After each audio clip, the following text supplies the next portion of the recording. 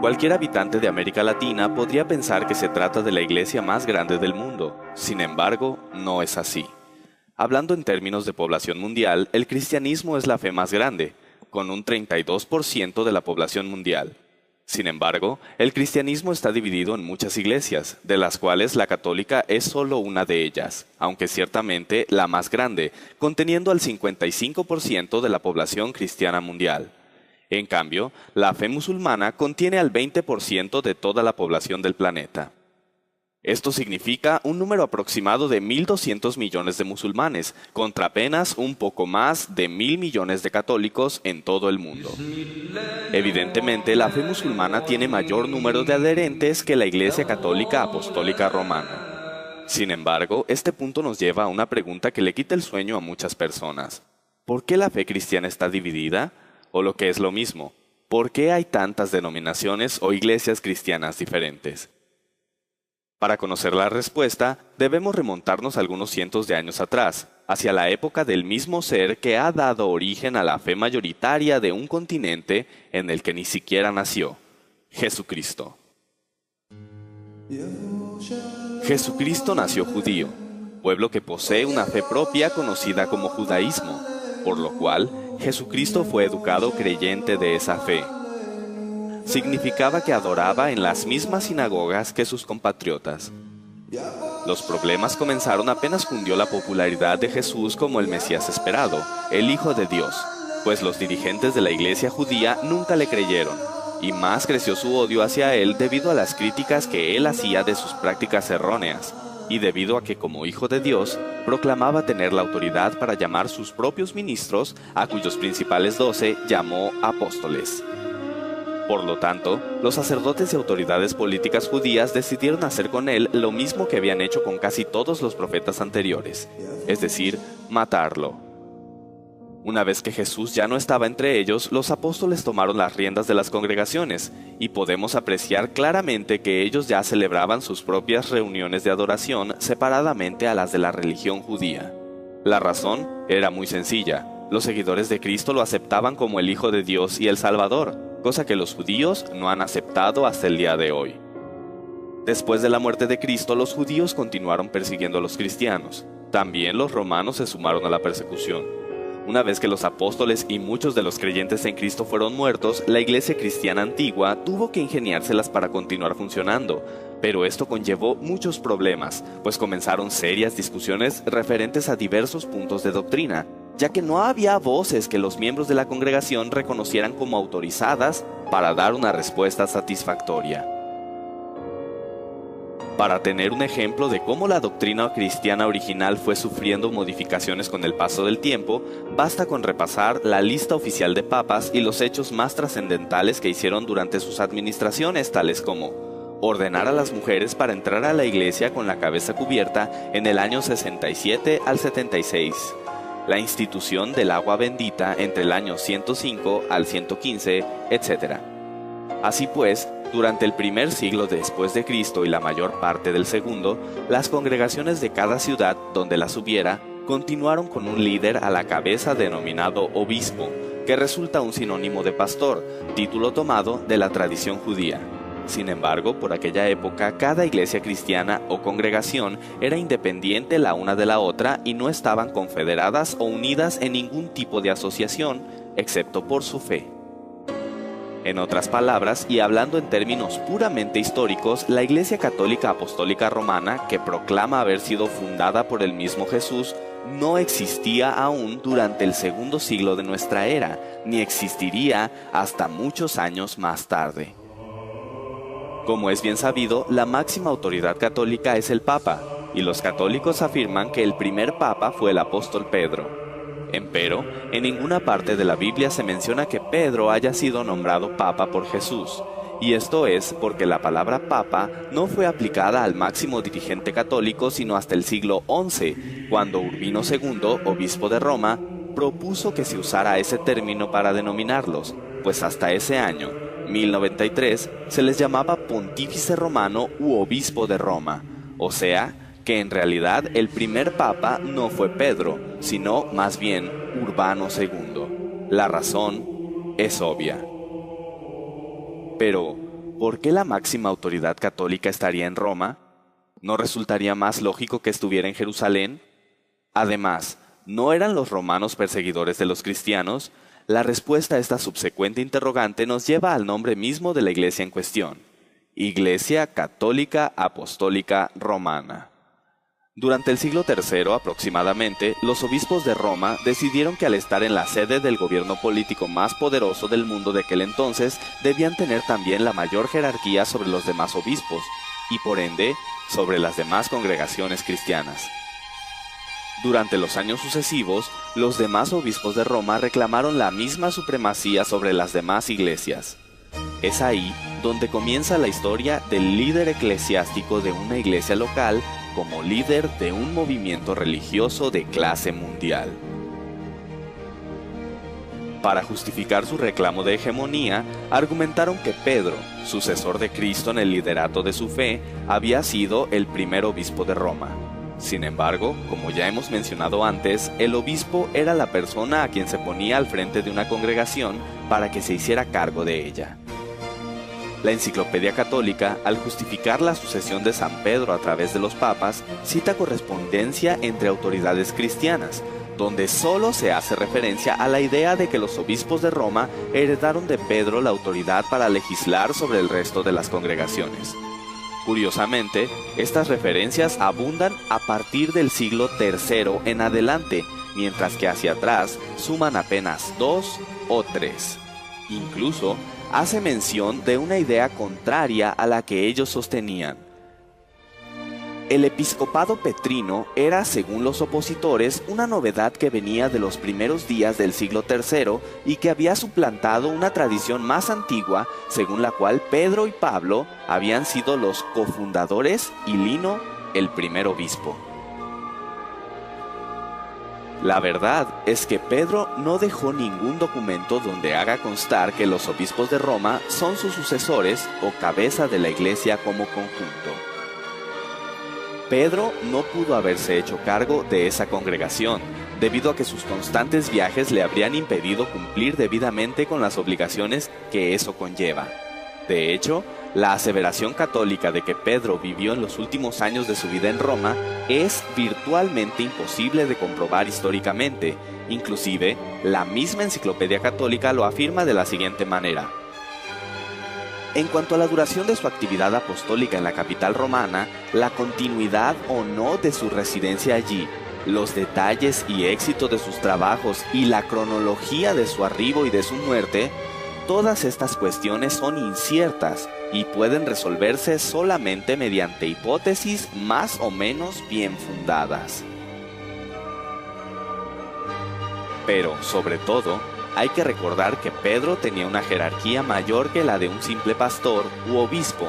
Él era un apóstol, título que recibió de manos de Jesús.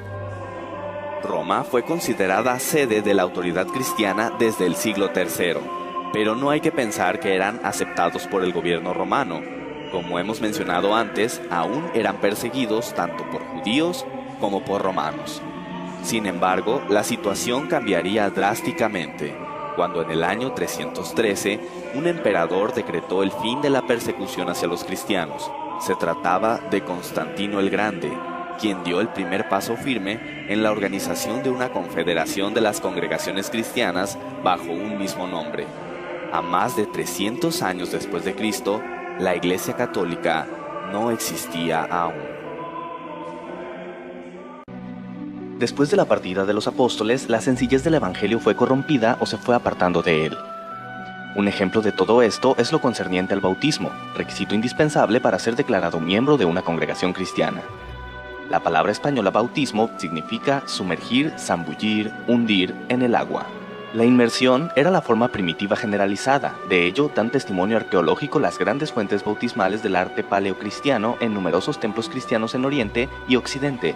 En el segundo siglo, el bautismo fue restringido a los 2 días festivos de la Pascua y del Pentecostés, y se necesitaba un curso de 3 años para poder recibir dicho sacramento. Para el siglo III se reconoció el bautismo infantil y posteriormente se institucionalizaría con el fin de volver al catolicismo a todo el Imperio Romano.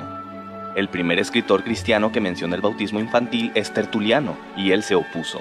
Nosotros no somos lavados para después cesar de pecar, sino porque hemos cesado de pecar. John L. Mosheim, en su libro Ecclesiastical History, escribe: el método antiguo de gobierno eclesiástico parecía subsistir en general todavía, mientras al mismo tiempo variaba el mando primitivo y degeneraba hacia la forma de una monarquía religiosa. Es un hecho históricamente aceptado que había pugnas de poder dentro de los círculos ministeriales del cristianismo. Sin embargo, no todos estaban dispuestos a aceptar tales reformas jerárquicas tan fácilmente. Si todas las comunidades, fraternidades cristianas son iguales, lo son sus obispos, como sucesores de los apóstoles con los mismos derechos entre sí. Por eso, los obispos o jefes de comunidades son colegas o coepiscopos. Las cuestiones que hemos mencionado hasta ahora no eran las únicas controversias que se manejaban.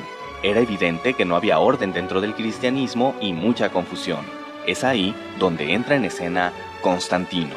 Nació en Naissus el 27 de febrero de 272 y a pesar de que los romanos habían perseguido ferozmente a los cristianos durante muchos años, Constantino se convirtió en su defensor, supuestamente tras haber tenido una visión en la que vio una cruz en el cielo y un sueño posterior en el que se le ordenó añadir un nuevo símbolo a su estandarte en 312 después de Cristo. Cabe hacer hincapié en que se hizo simpatizante del cristianismo, mas no se bautizó. Un año después, en 313, Constantino y Licinio, quienes eran los líderes del Imperio Occidental y Oriental respectivamente, firmaron el Edicto de Milán, en el cual se promulgaba la libertad de adoración en el Imperio Romano y daba a Constantino el título de legislador de la Iglesia. Que a los cristianos y a todos los demás se conceda libre facultad de seguir la religión que a bien tengan, sea lícito a cada uno dedicar su alma a aquella religión que estimare convenirle.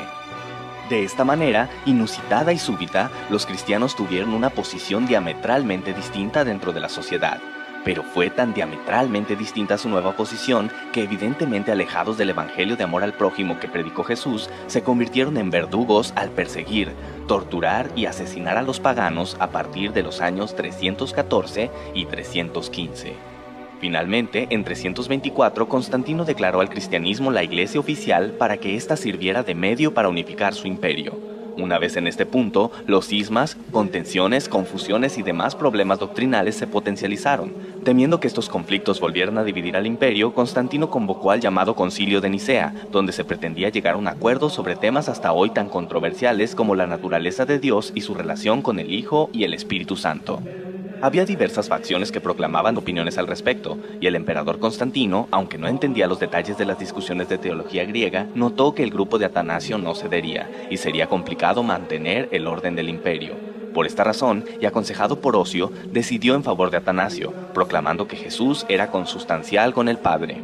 Con esta fórmula como base, se compuso el credo niceno en el que se resumía la doctrina cristiana, porque así como la verdad cristiana nos compele a reconocer a cada una de estas personas de ser en sí misma Dios y Señor, así también la Iglesia Católica nos prohíbe decir que hay tres dioses o tres señores. Todos los que no estuvieron de acuerdo fueron excomulgados. De esta manera, queda de manifiesto que la decisión sobre quién era Dios fue tomada por un hombre que no solamente no era sacerdote, sino que ni siquiera pertenecía a la comunidad cristiana porque no había querido ser bautizado. Como Pontífex Máximo, poseía el monopolio de la legislación en asuntos de iglesia. Al organizarse la iglesia en patriarcados y diócesis durante el Concilio de Nicea, se les otorgó el mismo rango a las sedes patriarcales de Roma, Alejandría, Antioquía y Jerusalén, cuyos titulares recibieron el nombre de arzobispos. El Concilio de Nicea había logrado confederar al cristianismo y vemos cómo construyeron un credo con el objetivo de poner fin a las reiteradas y enconadas disputas doctrinales. El término católico ya se empleaba antes del siglo III. De hecho, el primer registro que existe de este se encuentra en la carta del obispo San Ignacio de Antioquía a los esmirionitas en el año 110 después de Cristo. Donde esté el obispo, esté la muchedumbre, así como donde está Jesucristo, está la Iglesia Católica. Los estudiosos discuten si católico en este contexto significa universal o verdadera, auténtica. Durante las persecuciones, desde los primeros siglos, cuando preguntaban a los cristianos a qué iglesia pertenecían, decían a la católica. Bajo este concepto podemos entender que usaban el término iglesia católica no porque la iglesia así se llamara. Usaban el término católico para referirse a que pertenecían a la iglesia verdadera, es decir, la iglesia de Cristo, dando a entender que las demás iglesias eran falsas. Fue hasta el siglo IV cuando la iglesia que Constantino organizó fue nombrada católica.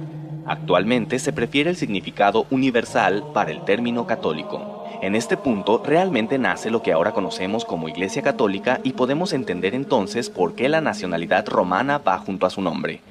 Cuando Constantino cambia la capital del imperio a Bizancio, el obispo de esa ciudad quiso tener la misma preponderancia que su colega romano. Esto es una prueba de que la hegemonía del obispo romano sobre el resto de la iglesia se debe a su ubicación en la capital romana y que la supuesta sucesión de San Pedro es solo un pretexto. En el Cuarto Concilio Ecuménico celebrado en Calcedonia en el año 451, se reconoció a Constantinopla el mismo primado que a Roma. En este concilio ecuménico, el obispo de Constantinopla pasó a recibir el título de Patriarca Ecuménico. El obispo de Roma, León I, se opone a estas medidas y además decide resaltar su primacía adoptando el título de Pontifex Máximo que el entonces emperador romano, Flavio Graciano, había dejado de usar. Este deseo de primacía absoluta por parte de Roma conducirá, entre otros motivos, a que en 1054 se produzca el cisma de Oriente y Occidente, es decir, la división del cristianismo entre la Iglesia Católica Apostólica Romana y la Iglesia Católica Ortodoxa, que cuenta con 300 millones de miembros en todo el mundo. Pero Constantino no se enteraría de estos pleitos, pues moriría el 22 de mayo del año 337. Antes de morir, decidió que era el momento de bautizarse, y lo hizo en su lecho de muerte. Curiosamente, su bautismo fue oficiado por uno de los obispos que estuvo en contra del credo de Nicea, Eusebio de Nicomedia. En vista de todo esto, podemos decir que el gran gestor de la Iglesia Católica Romana no fue ni Jesús ni Pedro, sino Constantino, este emperador que vivió varios siglos después de ellos, pues fue él quien organizó a la Iglesia y determinó la base doctrinal que de todos modos seguiría sufriendo muchos cambios aún hasta nuestros días. Los cristianos obtuvieron libertad de adoración gracias al Edicto de Milán, pero la Iglesia Católica dejaría esas libertades de lado al exterminar implacablemente a cualquier persona o nación que se interpusiera a sus intereses o que profesara creencias diferentes a su doctrina.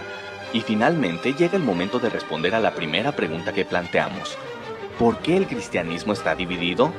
Podemos concluir que hay muchas iglesias cristianas debido a personas que se percataron de que la doctrina predicada por la Iglesia Católica se distanciaba abismalmente del evangelio de aquel personaje que afirman fue su fundador. Tal vez el tiempo ha empañado la historia temprana de la Iglesia Católica, pero finalmente la historia siempre nos dará una idea de nuestras raíces, y nuestras raíces siempre serán una indicación de quiénes somos en realidad.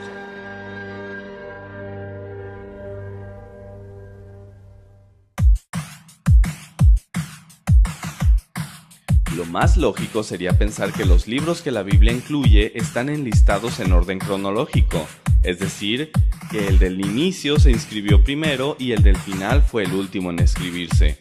Una presunción justificada por el orden dado a los libros, pero equivocada. Génesis es el primer libro incluido en el Antiguo Testamento y aunque narra la creación del mundo, no fue el primero en escribirse.